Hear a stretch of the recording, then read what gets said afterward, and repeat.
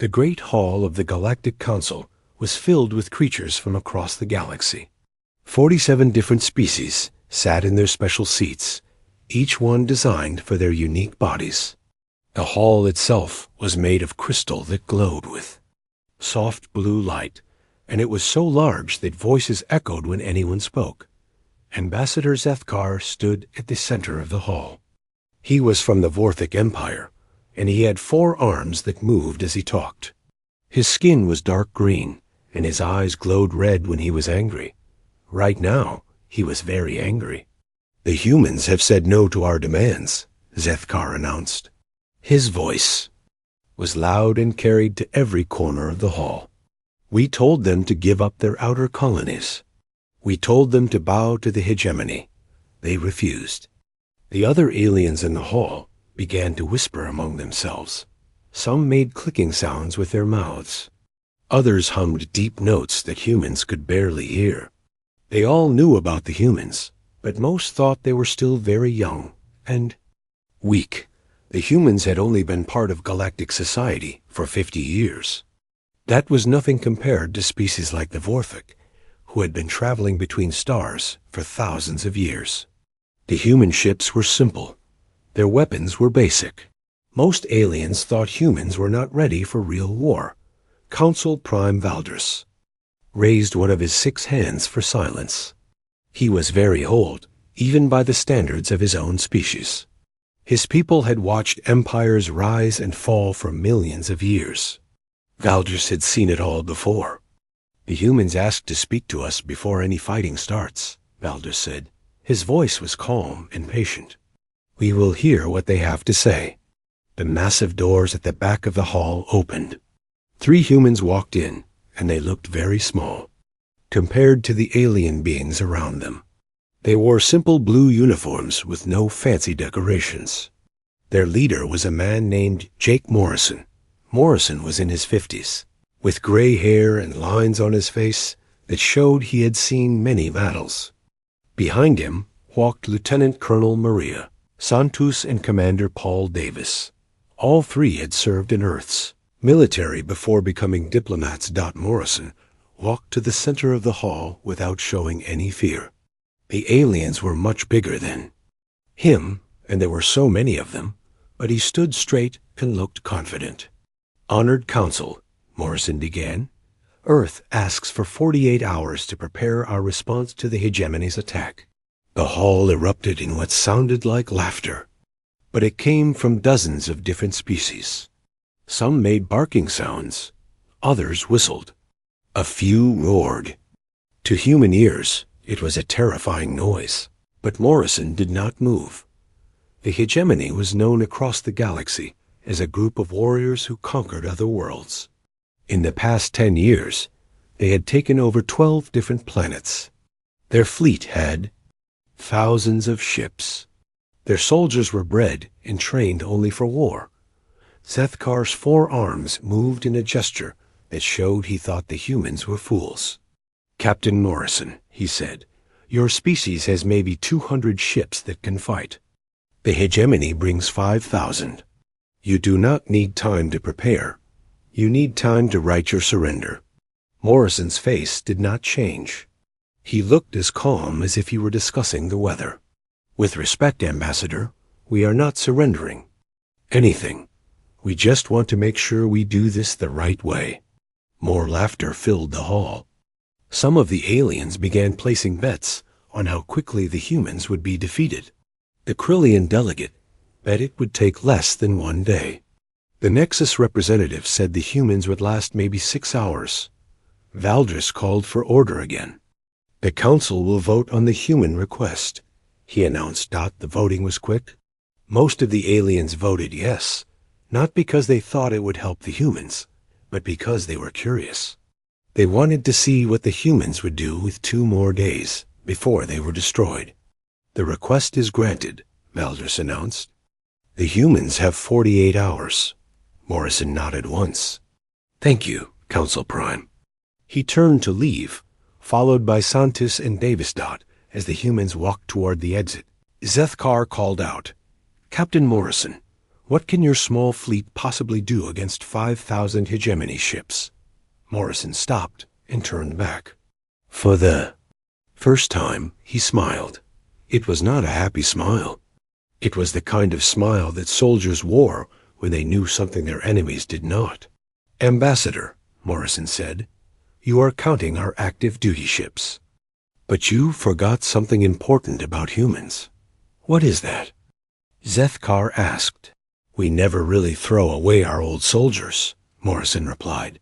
We just let them rest until we need them again. The humans left the hall, and the aliens continued their discussions. Most of them thought Morrison was just trying to sound brave before his species was defeated.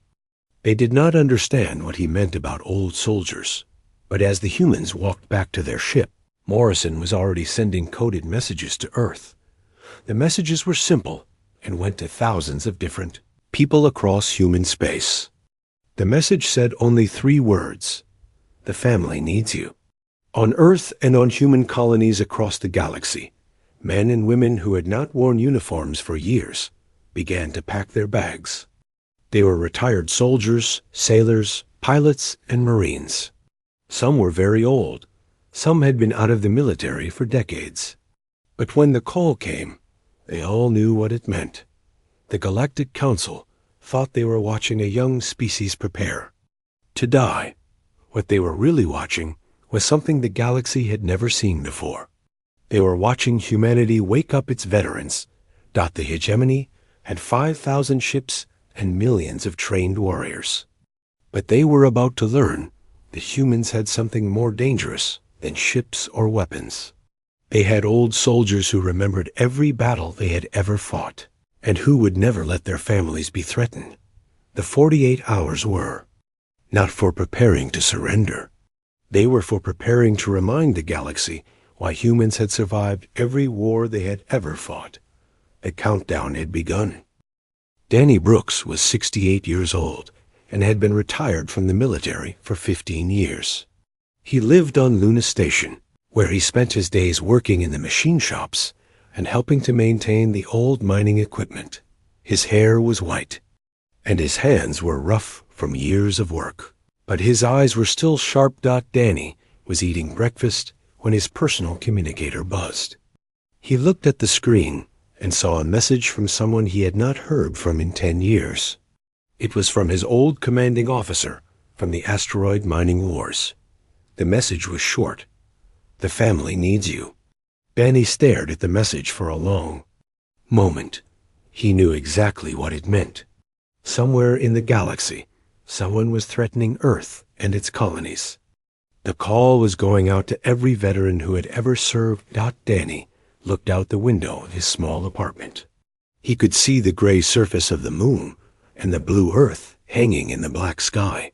He had fought to protect both of these places 30 years ago. Now someone was threatening them again.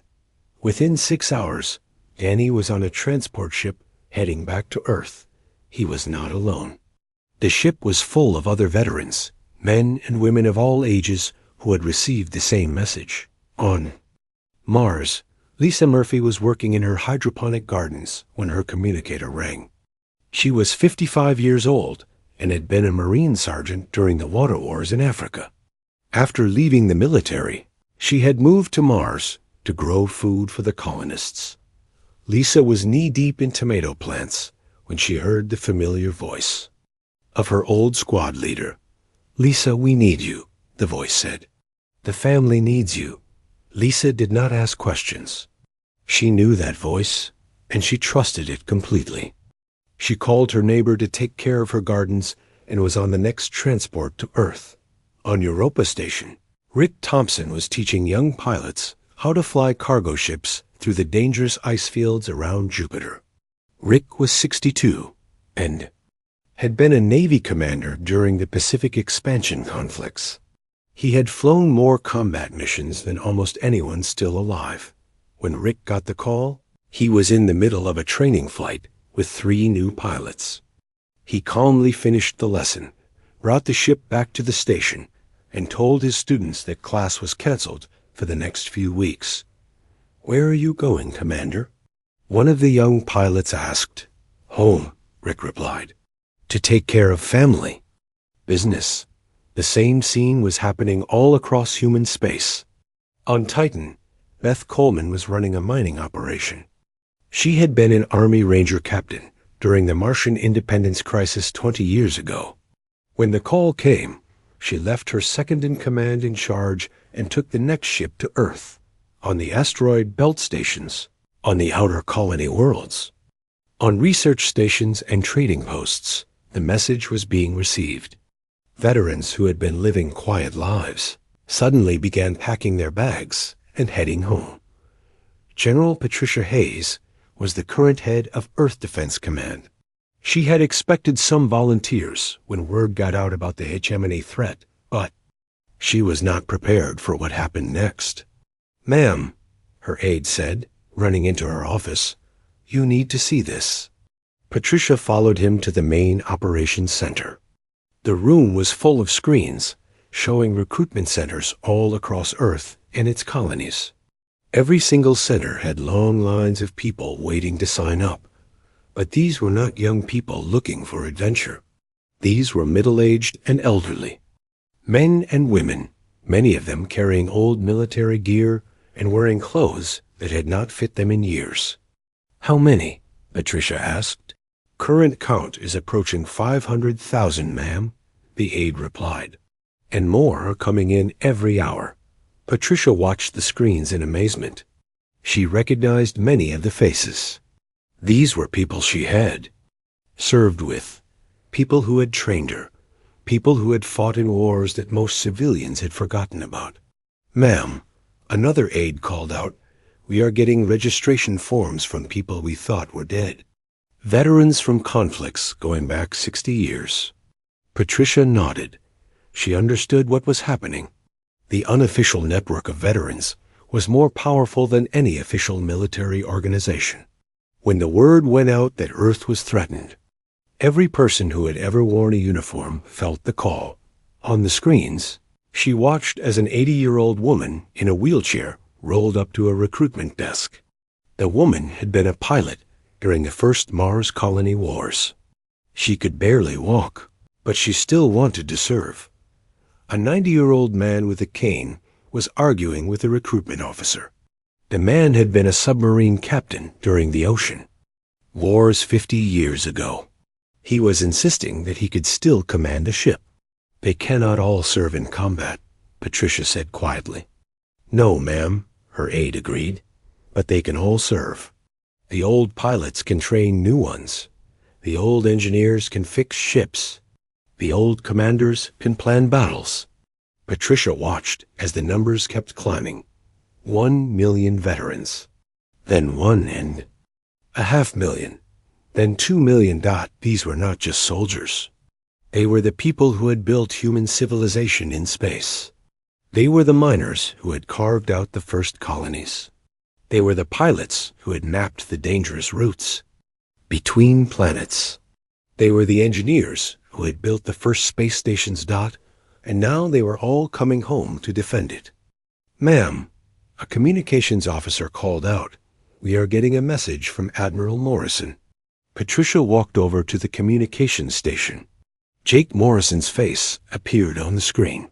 He was calling from a ship that was heading toward Earth. Patricia, Morrison said, how many do we have? 2 million and counting, Jake, she replied. Maybe more. Morrison smiled. It was the same smile he had worn when facing the Galactic Council. Good, because we are going to need every one of them. What is the plan? Patricia asked.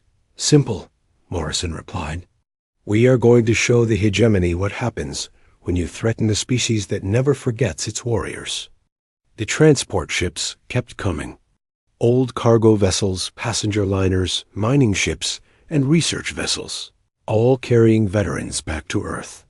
The orbital shipyards, which had been quiet for years, suddenly came alive with activity. Ships that had been scheduled for scrapping were being pulled out of storage. Civilian vessels were being converted into warships. Engineers who had been retired for decades were working around the clock to make sure everything was ready The veterans were not just bringing themselves. They were bringing their knowledge, their experience, and their determination. They were bringing the memory of every battle humanity had ever fought, and they were bringing the promise that no one would ever destroy. What they had built, the hegemony thought they were attacking a young species with a small military. What they were really attacking was the combined military experience of an entire civilization. They were attacking grandfathers and grandmothers who had been through wars that had shaped the galaxy, and they were about to learn that humans never really retired their warriors. They just kept them in reserve until they were needed again. The 48 hours were almost up. The hegemony war fleet moved through space like a swarm of angry metal insects. 5,000 ships of all sizes spread across the darkness, their engines leaving trails of blue fire behind them. At the center of this massive fleet was the World Breaker, a ship so large that it could be seen from hundreds of miles away. Fleet Admiral Krexter stood on the bridge of the World Breaker, watching the stars ahead. He was 7 feet tall, with thick gray skin and arms that could crush a human skull. His species had been warriors for thousands of years, and Krexter had never lost a battle. "Report," Krexter commanded. "The human fleet is positioned at the edge of their home system, Admiral," his second-in-command replied.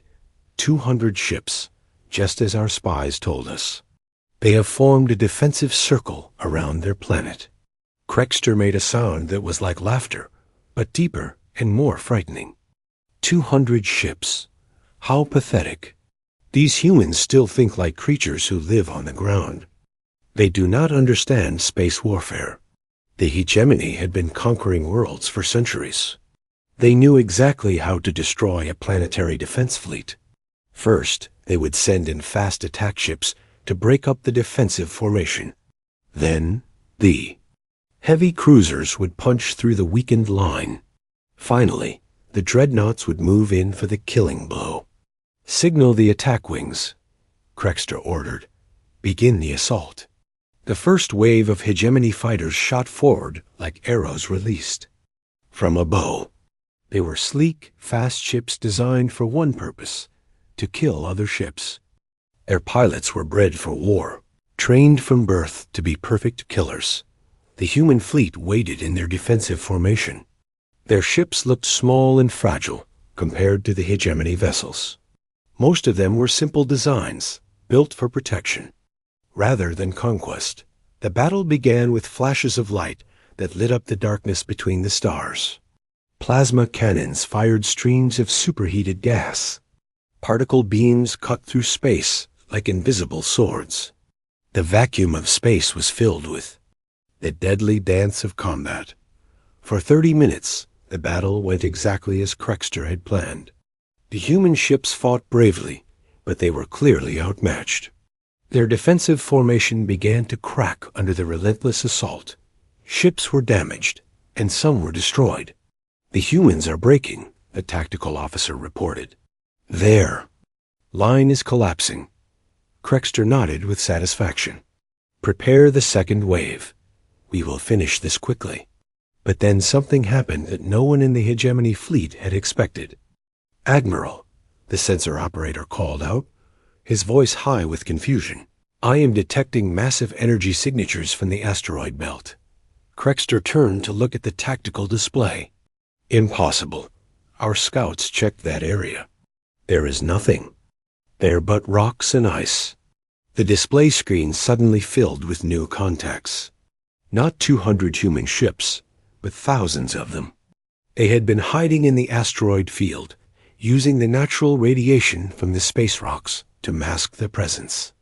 "How many?" Krexter demanded. "Counting now, Admiral," the sensor operator replied, his voice shaking. 2,000. 3,000 ... still counting. Krexter stared at the display in disbelief. Where had all these ships come from? How had they hidden such a large fleet? But as he looked more closely at the new arrivals, something even more disturbing became clear. These were not standard Earth Defense Force ships. They were vessels of every imaginable type and design. Some looked like military ships from decades past. Others appeared to be converted civilian vessels. Many looked like they had been built from spare parts and scrap metal. "Admiral," the communications officer called out, "we are receiving a transmission from the human fleet." "Put it on the main screen," Krexter ordered. The image that appeared showed an elderly human male in a uniform that Krexter did not recognize. The man's hair was gray, and his face showed the scars and lines of many battles.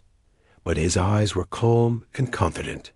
"This is Admiral Jake Morrison, commanding the human veterans fleet," the man said. "You picked the wrong planet to threaten." Krexter had fought many species across the galaxy. He had faced warriors bred for battle, creatures with natural weapons, and enemies with advanced technology. But there was something in this old human's eyes that made him pause. "You are outnumbered." "Human," Krexter replied. "Surrender now, and your deaths will be quick." Morrison smiled, but it was not a friendly smile. "Admiral, you seem to have made a mistake. You counted our active duty fleet, but you forgot about our reserves." "What reserves?" Krexter demanded. "Every human who ever served in our military." Morrison replied. "Every veteran who ever fought to protect our homes. Every old soldier who was waiting for someone to threaten our families." The tactical display showed the human fleet beginning to move, but they were not moving in any formation that Krexter recognized. Instead of trying to maintain defensive positions, they were spreading out in small groups, each one attacking from a different direction. "They are not fighting like any species we have encountered," the tactical officer reported. "They are not trying to preserve their forces or maintain formation. They are attacking like they have nothing to lose." Krexter was beginning to understand. These were not just soldiers following orders. These were parents and grandparents defending their children.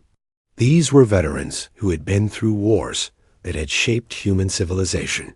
"All ships, concentrate fire on their command vessel," Krexter ordered. The massive guns of the World Breaker turned toward Morrison's flagship. The ship looked like it had been a passenger liner before being converted for war. It should have been destroyed by the first salvo, but the veterans had decades of experience in ship-to-ship combat. They knew how to use every trick, every tactic, every desperate maneuver that had ever been invented. Morrison's ship danced through the barrage like a fighter half its size. "Impossible," the tactical officer whispered. "How are they moving like that?" The answer was experience. The crew of Morrison's ship had been fighting space battles for 50 years. They knew their vessel better than any computer system. They could predict what the enemy would do because they had seen it all before. "All ships engage at will," Morrison transmitted to his fleet.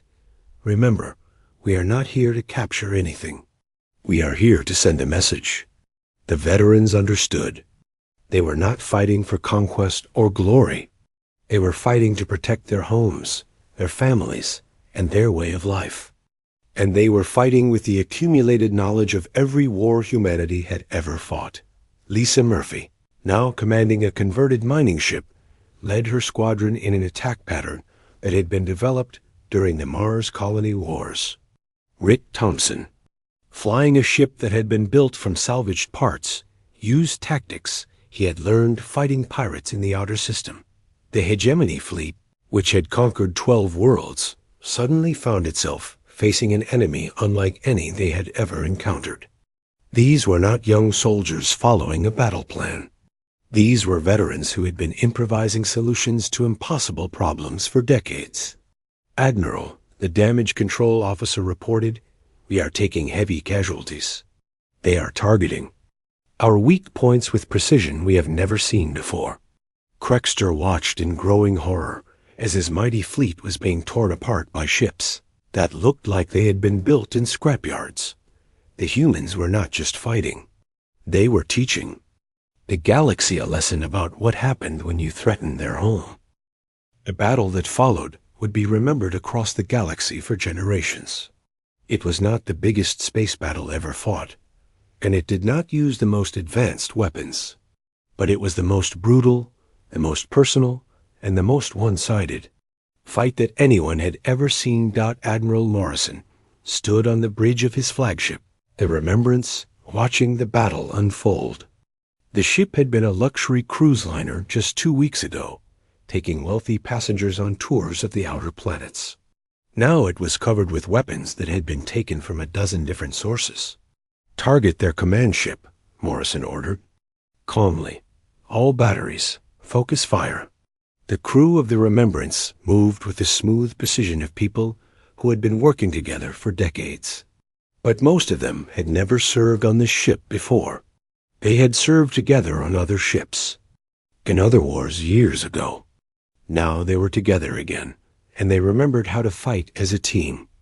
The Worldbreaker was a massive ship, bigger than anything humans had ever built. It was designed to survive attacks from entire fleets. Its armor was thick enough to stop any known weapon. Its shields could deflect the most powerful energy beams, but the veterans were not trying to destroy it quickly. They were cutting it apart, piece by piece, with the patience of people who had been fighting wars for 50 years. "Focus on the engine sections," Morrison transmitted to his fleet. "Take out their power systems. Make them helpless." The human ships moved like a pack of wolves attacking a giant bear. They darted in, fired at specific targets, and then retreated before the hegemony ships could respond. Each attack was small, but they added up. On the bridge of the Worldbreaker, Admiral Krexter watched his mighty flagship being slowly destroyed. "How are they doing this?"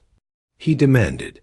His tactical officer, one of the finest military minds in the hegemony, could only shake his head. "They are not fighting like any species we have encountered, Admiral. They are not trying to win quickly. They are not trying to preserve their own forces. They are fighting like they have nothing left to lose." But that was not quite right. The veterans were not fighting like they had nothing to lose. They were fighting like they had everything to protect: their homes, their families, their children, their way of life. And they were fighting with the knowledge that came from surviving. Every war humanity had ever fought. Captain Lisa Murphy was commanding a ship called the Semper Fi. It had been a mining vessel before the war started. Now it was armed with weapons that had been salvaged from old military ships. Her crew was made up of former Marines who had served in 3 different conflicts. "Remember," Lisa transmitted to her squadron, "we are not trying to capture anything. We are here to send a message." The message was simple: do not threaten humanity's home. Lisa's ships moved in a formation that would have been impossible for most species. Her pilots knew each other so well that they could predict what the others would do without talking. They had learned to fight together during the African water wars, and they had never forgotten. The hegemony pilots were younger, faster, and had better ships. But they had never faced an enemy like this. The humans did not fight fair. They used tricks that had been developed during decades of conflict. They attacked from unexpected directions. They used the environment to their advantage. "They are using the asteroid belt as cover," one hegemony pilot reported. "They disappear behind the rocks and then appear somewhere else. They are coordinating their attacks with mathematical precision," another pilot added. "But they are not using any communication system we can detect." The truth was simpler. The veterans had been fighting together for so long that they could read each other's minds. They knew what their friends would do because they had been doing it together for decades. Rick Thompson was flying a ship that had been built from parts taken from 6 different vessels. It should not have been able to fly, much less fight. But Rick had been a test pilot for 20 years before becoming a combat commander. He knew how to make any ship work. "All right, people," Rick transmitted to his wing. "Let's show them how we used to hunt pirates in the Jupiter system." Rick's squadron moved in a pattern that looked random to the hegemony forces. But it was actually a complex maneuver that had been developed during the dangerous years when pirates had threatened the outer colonies. The veterans had used this tactic to destroy dozens of pirate ships. The hegemony ships tried to respond, but they were fighting an enemy that had been preparing for this battle for 50 years. Every tactic the veterans used had been tested in real combat. Every maneuver had been perfected through years of experience. Commander Beth Coleman was leading a group of converted cargo ships against a squadron of hegemony cruisers. The cargo ships were slow and clumsy, but Beth had learned something during the Martian independence crisis. Sometimes the best weapon was the one your enemy did not expect. Deploy the mining charges, Beth ordered. The cargo ships had been carrying mining equipment when the war started. Now they were using that equipment as weapons. The mining charges were designed to break up asteroids. They worked just as well on enemy ships. The hegemony cruisers had never seen anything like it. The humans were using industrial equipment as weapons of war. It was primitive, but it was effective. "This is impossible," one hegemony commander transmitted. "They are using mining tools to fight a space battle." "They are using everything they have," another commander replied. "These are not soldiers. These are desperate civilians." But that was wrong, too.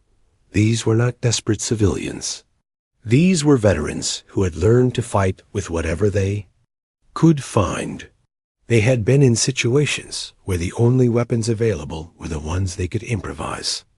They had survived by being creative, by being resourceful, by never giving up. Admiral Crexter watched as his fleet was being destroyed by ships that looked like they had been built in junk yards. The humans were not just winning. They were teaching the galaxy a lesson about what it meant to threaten their home. "Admiral," his communications officer reported, "we are receiving surrender requests from 18 of our squadrons." Crexter could not believe it. His mighty fleet, which had conquered 12 worlds, was being defeated by a collection of old ships and older soldiers. "How many casualties?" he asked quietly. "Hegemony losses are approaching 1 million, Admiral." The tactical officer reported. "Human losses are approximately 10,000. The numbers were impossible. The hegemony had the better ships, the better weapons, the better training. But they were being slaughtered by an enemy that should have been easy to defeat. What do they want?" Crexter asked, but the answer came from Admiral Morrison himself. The old human's image appeared on the main screen of the World Breaker. "Admiral Crexter," Morrison said calmly, "you have one chance to save what is left of your fleet. Withdraw now, and we will let you go home." "And if I refuse?" Crexter asked. Morrison's expression did not change. "Then you will learn what happens when you threaten the home of the species that has been fighting wars for 1,000 years." Crexter looked at his tactical displays. Half his fleet was already destroyed or disabled. The other half was scattered across the system, trying to escape from an enemy that seemed to be everywhere at once. For the first time in his life, Fleet Admiral Crexter of the hegemony gave the order to retreat. The Galactic Council Hall was so quiet that you could hear the soft hum of the crystal walls.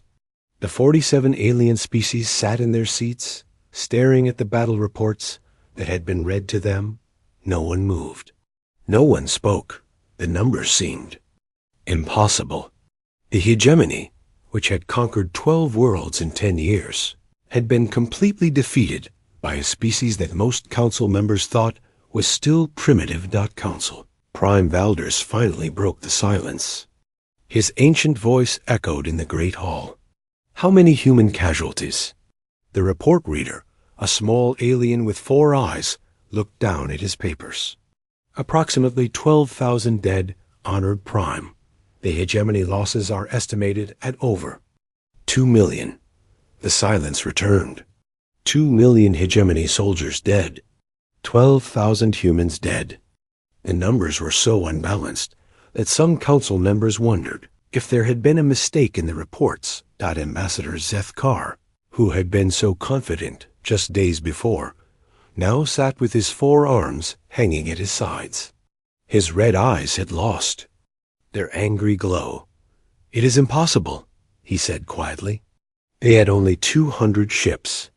"No," came a familiar voice from the back of the hall. Everyone turned to see Admiral Jake Morrison walking down the aisle toward the center of the chamber. He was still wearing his simple blue uniform, but now there were burn marks on his sleeves and a bandage on his forehead. "We had 200 active duty ships," Morrison said as he reached the center of the hall. "But you forgot something important. About humans." The hall waited. Even the aliens who had been whispering among themselves fell silent. "We never really retire," Morrison continued. "We just wait for the next war." He gestured toward the tactical display that still showed the aftermath of the battle. Broken hegemony ships drifted in space. The mighty Worldbreaker was a dark hulk, its engines dead, its weapons silent. Every ship in that veterans' fleet was crewed by people who had already proven they were willing to die for Earth, Morrison explained. Some of them had been fighting for 50 years. Some had been teaching the next generation of fighters. All of them had been waiting for someone to threaten their home. A small alien from the Nexus delegation raised one of his tentacles. "But how did you hide so many ships?" "Our scouts found nothing in the asteroid belt." Morrison smiled. It was the same calm smile he had worn throughout this entire crisis. "We did not hide them. We built them. In 48 hours, we took every civilian ship we could find and turned them into weapons of war. We used parts from ships that had been retired decades ago. We used weapons that had been stored in warehouses. We used the knowledge of veterans who remembered how to fight." The hall erupted in whispers and strange alien sounds. No species in galactic history had ever mobilized so quickly or so completely. "Impossible," Zethkar repeated. "No military can be organized that fast." "You are right," Morrison agreed. "No military can be organized that fast." But we did not organize a military. We organized a family. Council Prime Valders leaned forward in his ancient chair. "Explain." Morrison looked around the hall, meeting the eyes of aliens from dozens of different worlds. "When you threatened Earth, you were not just threatening our government or our military. You were threatening our children, our grandchildren, our way of life. Every human who had ever served in our military felt that threat." He paused, letting his words sink in. "We have a saying among humans," Morrison continued. "Once a soldier, always a soldier. When you join our military, you become part of a family that lasts forever. When that family is threatened, everyone comes home." The alien delegates began to understand. They had been thinking about the humans as individuals, as separate soldiers and ships. But humans did not fight as individuals. They fought as a connected group, sharing knowledge and experience across generations. The veterans who fought in that battle had been in combat for decades, Morrison explained. They had seen every trick, every tactic, every desperate situation. They knew how to turn mining equipment into weapons. They knew how to use civilian ships as warships. They knew how to fight when they were outnumbered and outgunned. A large alien from the Krillian delegation spoke up. "But surely your losses were much higher than reported. How did you defeat a superior force with so few casualties?" Morrison's expression grew serious. "Because we were not fighting for conquest or glory. We were fighting for our homes. And we were fighting with the accumulated wisdom of every war humanity has ever fought." He looked directly at Zethkar. "Your forces were trained to conquer. Our forces were trained to survive. There is a difference." The hall was silent again as the aliens absorbed this information. They had always thought of warfare in terms of ships and weapons and numbers. They had never considered the human way of fighting, where experience and desperation could overcome superior technology. What do you want from us? Council Prime Valdris asked. Morrison looked around the hall one more time. Nothing. We want to be left alone to live our lives and raise our children. But if anyone else decides to test humanity's resolve, they should remember this battle. He turned to address the entire council. We did not seek this war. We did not want to prove anything to anyone. But when you threaten our families, our homes, our way of life, you are not just fighting our military.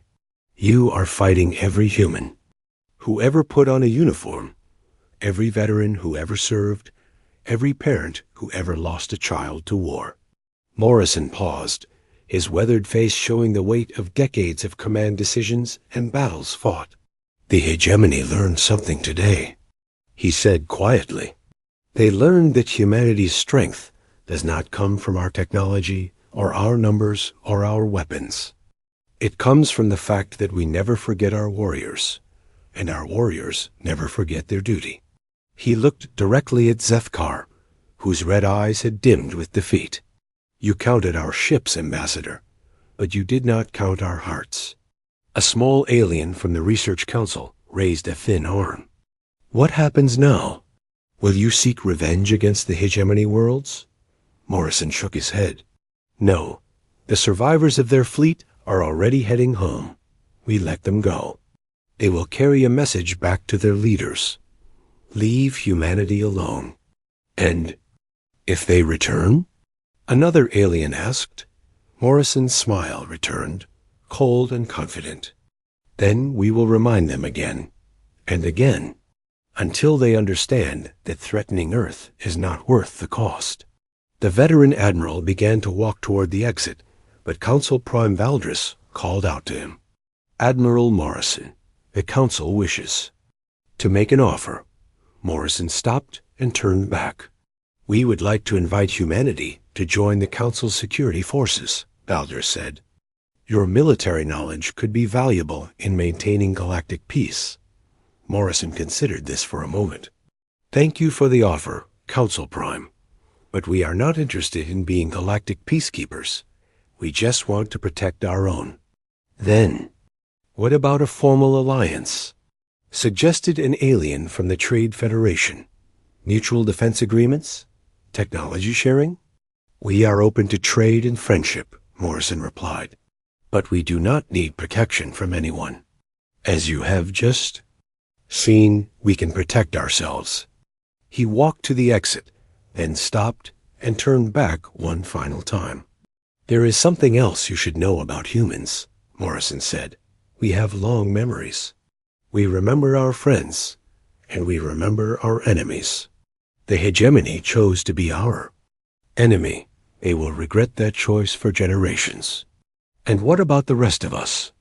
Zethkar asked quietly. Morrison looked at him with something that might have been pity. That is up to you, Ambassador. You can choose to be our friends, our trading partners, our allies. Or you can choose to be our enemies.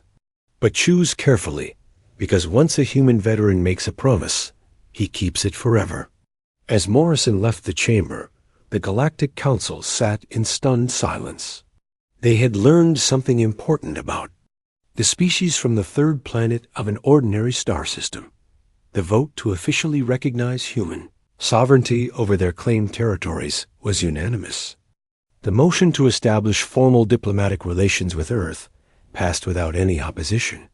The proposal to invite humanity to join the Council's military forces was quietly withdrawn. Some lessons the Council had learned were better observed from a safe distance. Meanwhile, across human space, the veterans were returning to their normal lives. Danny Brooks went back to his machine shop on Luna Station. Lisa Murphy returned to her gardens on Mars. Rick Thompson resumed teaching young pilots on Europa. Beth Coleman went back to running her mining operation on Titan Dot, but they all kept their communicators close. They all remembered the message that had brought them together. The family needs you. And they all knew that if the call came again, they would answer, no matter how old they were, no matter how long they had been retired, no matter what the odds. The galaxy had learned that humanity's greatest weapon was not technology or numbers or strategy. It was the simple fact that when you threatened their home, every human who had ever served would come back to defend it. The veterans had kept their promise.